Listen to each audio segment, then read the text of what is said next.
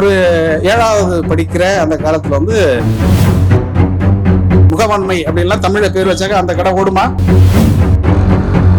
இந்தியாவினுடைய மிக முக்கியமான ஒரு சூழலியல் எழுத்தாளர் என்றால்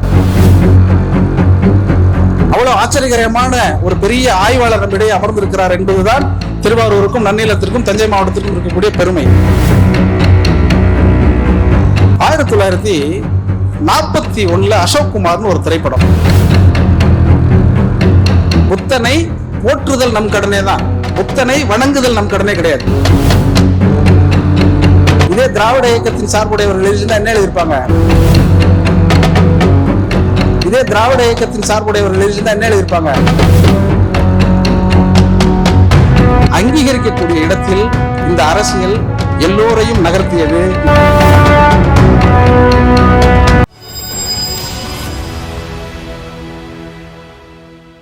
ஏனென்றால் அவர் எழுதிய ஒரு கவிதை என்பது ரொம்ப ஒரு முக்கியமான ஒரு கவிதை. நான் கவிதை எழுத ஆரம்பித்த காலத்தில் அந்த கவிதை என்னை ஊக்கி தொடர்ச்சியாக எழுத வைத்தது. அதையெல்லாம் தாண்டி இன்னொரு செய்தியை சொல்லிடணும். முதல்ல, எனக்கு முன்னால் இந்த அரங்கத்தில் நிறைய திரை இசை பாடல்களை ஏறக்குறைய 2 மணி நேரம் பாடி உங்களை எல்லாம் மகிழ்வித்தார் இல்லையா, இந்துமணி என்கிற அந்த தோழர். அவரை பற்றி நான் சொல்ல வேண்டும். அவர் தான் எனக்கு கவிதை எழுத கத்துக் கொடுத்தாருங்கிற அந்த உண்மையை நான் வந்து வெளிப்படையா இந்த மேடையில நான் சொல்றேன். என்ன காரணம்னு சொல்லுங்க. நான் சின்ன வயசா இப்பவும் சின்ன வயசுன்னு சொல்லிக்கிறது சந்தோஷமா தான் இருக்கு. இருந்தாலும் ஒரு மேடையில பேசினா ஒரு அனுபவம் மிக்க பேசுற மாதிரிங்கிறதுக்காக என்னுடைய சின்ன வயசுல அப்படின்னு நான் சொல்லிக்கிறேன். ஒரு 7வது படிக்கிற அந்த காலத்துல எங்க அப்பா இந்த டிரான்ஸ்போர்ட் இது மாதிரி ஒண்ணு வச்சிருந்தாங்க. அதுல குமார் முகவாண்மை அப்படின்னு அதுக்கு பேரு. அது பேத்துங்க, முகவாண்மை அப்படின்லாம் தமிழ்ல பேர் வச்சாங்க. அந்த கடை ஓடுமா? ஓடாது. அது ஓடல. ஆனா அந்த இடத்துல அந்த கடைக்கு பின்னாடி ஒரு கொரியர் இருந்தது. அந்த கொரியர் ஆபீஸினுடைய பொறுப்பாளரா யார் இருந்தார்னா இந்த இந்துமணி தான் இருந்தார். அவர் கதை எழுதுவாரு. நிறைய பாக்கெட் நாவல் அசோகன் அவர்கள் நடத்தி கொண்டிருந்த அந்த பத்திரிகை தெரிவித்துக்கிறேன். ரொம்ப அற்புதமாக பாடினார். இந்த நினைவுகளை எல்லாம் அந்த அரங்கத்தில் அமர்ந்திருக்கிற பொழுது நிறைய செய்திகளை இங்கே பகிர்ந்து கொள்வதற்கான ஒரு வாய்ப்பு ஏற்பட்டது. அது மட்டுமல்ல, இந்த திருவாரூர் அல்லது கீழத்தஞ்சை மாவட்டத்தில் இருக்கக்கூடிய ஒவ்வொரு ஊர்களுக்கும் நான் தனித்தனியே சென்று இருக்கிறேன். இந்த அரங்கத்தில் அமர்ந்திருக்கக்கூடிய தமிழ்நாட்டின் அல்லது இந்தியாவினுடைய மிக முக்கியமான ஒரு சூழலியல் எழுத்தாளர் என்றால் என்னுடைய அருமை தோழர் நக்கீரன் அவர்கள் இந்த அரங்கத்திற்கே வந்திருக்கிறார்.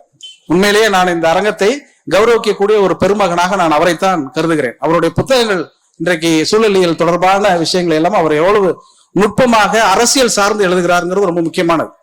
சூழலியலை பற்றி யார் வேண்டுமானாலும் எழுதலாம், அது வேற.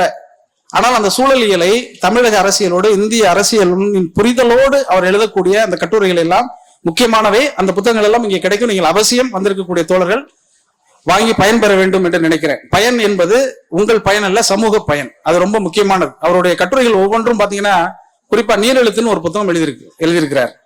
அந்த நீரெழுத்து புத்தகத்தை நான் ஏறக்குறைய ஒரு 10 முறைக்கு மேல் வாசித்திருப்பேன்.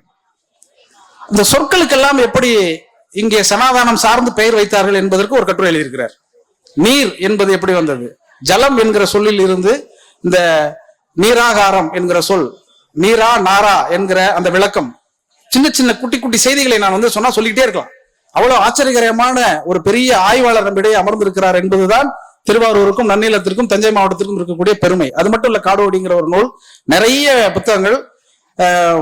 அது மட்டும் இல்லாம தொடர்ச்சியாக மேடைகளில் சூழலியல் சார்ந்து, சூழல் அரசியல் சார்ந்து பேசக்கூடிய ஒரு அற்புதமான தோழர் இந்த மேடையிலே, இந்த அரங்கத்திலே அமர்ந்திருப்பது எனக்கு இன்னும் சந்தோஷம் அளிக்கிறது. இன்னும் சொன்னால் சொல்லிக்கொண்டே போகலாம். இந்த வாழ்வாங்கு வாழுதலை பற்றி திருப்பி வந்துருவோம். ஏன்னாலும் தலைப்பு கொடுத்திருக்கிறாங்க. ஒரு பேருக்கு தலைப்பு பற்றி கொஞ்சம் பேசிட்டு அதற்கு பிறகு என்னுடைய திரைத்துறை அனுபவங்களை நான் உங்களோட பகிர்ந்து கொள்ளலாம்னு இருக்கிறேன். போகிற போக்கில் சிவகுமார் முத்தையா ஒரு விஷயத்தை சொன்னார். என்ன சொன்னார்னா, ரொம்ப முக்கியமான ஒரு விஷயத்தை சொன்னார். அவர் சொல்லுகிற பொழுது என்ன சொன்னாருன்னா, வரலாறுகள் மாற்றி எழுதப்படுகிறது. நம்முடைய வரலாறை நாம் தெரிந்து கொள்ள தயங்குகிறோம், மறக்கிறோம், தவிர்க்கிறோம், இப்படி சொன்னார். 1941 அசோக் குமார்னு ஒரு திரைப்படம். நீங்கள் வீட்டுக்கு போனோடனே காணொலியில் இந்த பாடல்கள் எல்லாம் எடுத்து கேட்க வேண்டும் நான் கேட்டுக்கிறேன். ஒரு சினிமா பாட்டுக்குள்ள ஒரு வரலாற்றை நாம் எப்படி புரிந்து கொள்ள முடியும் அப்படிங்கிறதுக்காக சொல்றேன். 1941 அசோக் குமார் என்கிற ஒரு திரைப்படம், என்கேடி நடித்த அந்த திரைப்படம். அதுல ஒரு பாட்டு இருக்கு, பூமியில் மானிட ஜென்மம் அடைந்துமோர் புண்ணியமின்றி விலங்குகள் போல. இந்த பாடல் ஐயா அவர்களுக்கெல்லாம் நன்றாக தெரிந்திருக்கிறது. அவர்கள் தலையசிப்பில் இருந்தும் அவர்களுடைய சிரிப்பில் இருந்துமே நான் புரியுது, அவரெல்லாம் அந்த பாடலின் ரசிகராக இருக்கிறார். இந்த பாட்டை நீங்க திருப்பி இப்ப போய் வீட்டுல கேளுங்க. அந்த பாட்டு வந்து பாவ புண்ணியங்களை பத்தி அதுல இருக்கும். அந்த பாட்டு வரிசையாக பாத்தீங்கன்னா பாவ புண்ணியங்களை பற்றி, முற்பிறப்பு, பிற்பிறப்பு, ஆத்மா, இது பற்றி எல்லாம் அந்த பாடல்ல சொல்லிக்கிட்டே வருவாங்க. சொல்லிக்கிட்டே வரக்கூடிய இடத்துல சத்திய நியாய தயாபதியாகிய புத்தனை போற்றுதல் நம் கடனே அப்படின்னு அதுல ஒரு வரி இருக்கும். அந்த பாட்டு பாவ புண்ணியங்களை பத்தி இருக்கு, வரக்கூடிய தீவினை நல்வினை பற்றி இருக்கு, ஊழ்வினை பற்றி இருக்கு, ஆத்மாவை பற்றி இருக்கு, ஏன் மனிதர்கள் இப்படி வாழ்றாங்கன்னு இருக்கு. அந்த கருத்துக்கள் மொத்தமும் சனாதனத்தை ஒட்டிதான் இருக்கும். அந்த பாடலை எழுதியவர் பாபநாசம் சிவன் அவர்கள். அவர் மீது எனக்கு ஆகப்பெரும் மரியாதை உண்டு. தமிழ் பாடலாசிரியர்களுக்கு அவர் ஒரு ஆக சிறந்த ஆளுமை. அவர் போட்டு கொடுத்த பாதையில் தான் இன்றைக்கு இருக்கக்கூடிய திரைப்பட பாடல்கள் வரை கடந்து கொண்டிருக்கிறது. ஆனால் அந்த பாட்டுக்குள்ள நெற்றி நிறைய திருநூறை பூசிக் கொண்டிருக்கக்கூடிய பாபநாச சிவன் ஏராளமான கீர்த்தனைகள் எழுதியிருக்கிறார். தமிழ் இசைக்கும் திரை இசைக்கும் அவர் ஆற்றிருக்கக்கூடிய பங்களிப்பு என்பது ஆக சிறந்த பங்களிப்பு. அவர் இயற்றி அந்த பாடலில், அவர் இயற்றி இசை கொடுத்திருக்கக்கூடிய அந்த பாடலில் பூமியில் மானிட ஜென்மம் அடைந்து மோர் புண்ணியம் இன்றி விலங்குகள் போல் அப்படின்னு இருக்கு இல்லையா. அந்த பாட்டுல இந்த சத்திய நியாய தயா நிதி ஆகிய தயாபதி ஆகிய புத்தனை போற்றுதல் நம் கடனேன்னு ஏன் வந்தது? அது ஒரு இந்து தர்மத்தை சொல்லக்கூடிய, இந்து தர்மத்தினுடைய நம்பிக்கைகளை வெளிப்படுத்தக்கூடிய பாடலுக்குள் புத்தன் எப்படி வந்தார், ஏன் வந்தார்னா, அந்த 40களில் திராவிட இயக்கம் பேரெழுச்சியாக திரைத்துறைக்குள் நுழைந்து பணியாற்றி தொடங்கிய பிறகு எல்லோரும் புத்தன் புத்தன் என்று சொல்லுகிற போது சனாதனம் எப்படியாவது புத்தனை தன்வயப்படுத்திக் கொள்வதற்காக பாபநாசன் சிவன் வழியாகவும் ஒரு செய்தியை வைத்துக் கொண்டது. நல்லா கவனிச்சுக்கங்க, புத்தனை போற்றுதல் நம் கடனே தான், புத்தனை வணங்குதல் நம் கடனே கிடையாது. இதே திராவிட இயக்கத்தின் சார்புடையவர்கள் எழுதியிருந்தா என்ன எழுதியிருப்பாங்க? புத்தன் இயேசு காந்தி பிறந்தது பூமியில் எதற்காக, தோளா ஏழைகள் நமக்காக எழுதியிருப்பார். ஆனால் பாபநாசன் சிவன் எழுத மாட்டார். ஆனா எழுத மாட்டார் என்று சொன்னாலும் கூட அங்கீகரிக்கக்கூடிய இடத்தில் இந்த அரசியல் எல்லோரையும் நகர்த்தியது. இன்றைக்கு இந்தியாவை, இந்திய அரசியலை இந்த திராவிட இயக்க, இடதுசாரி இயக்க கருத்தியல்கள் எப்படி இயக்கி கொண்டிருக்கிறதோ அப்படி திரைத்துறையும் இயக்கி இருக்கிறது அப்படிங்கிறத நீங்கள் உள்வாங்கிக் கொள்ளணும். இந்த ஒரு சினிமா பாட்டு மட்டும் இல்ல, இப்படி எடுத்து சொன்னால் ஒரு 100 பாட்டை சொல்லலாம் இன்னைக்கு முழுக்க. சின்ன சின்ன குறிப்புகள் தான்.